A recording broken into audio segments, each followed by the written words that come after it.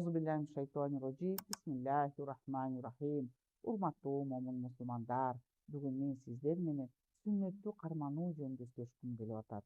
Албетте бул пайгамбарыбызга, Аллахка сүйүүнүн далили болуп эсептелинет. Пайгамбар саллаллаху алейхи вассалам алып келген сүннөттөрдү сактоо Аллахка жана элчисине болгон сүйүүнүн далили болуп эсептелинет. Аллах Таала Ал-Имран сүрөсүнүн 31-аятында мындай деп айтып атат: Аузубиллахиминашшайтанирражим. Бисмиллахиррахманиррахим. Кул ин кунтум тухиббуналлах. Айткын, эгер Аллахты сүйсөңөр, фаттабауни юхиббукумуллах. Мени ээрчигиле, ошондо Аллах силерди сүйөт деген.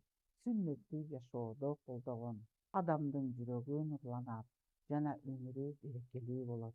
Урматтуу момун мусулмандар, пайгамбарыбыздын сүннөтүн карманып жашаңыздар, жашооңуздар берекелүү болсун. Саламу алейкум ва рахматуллахи ва баракатух.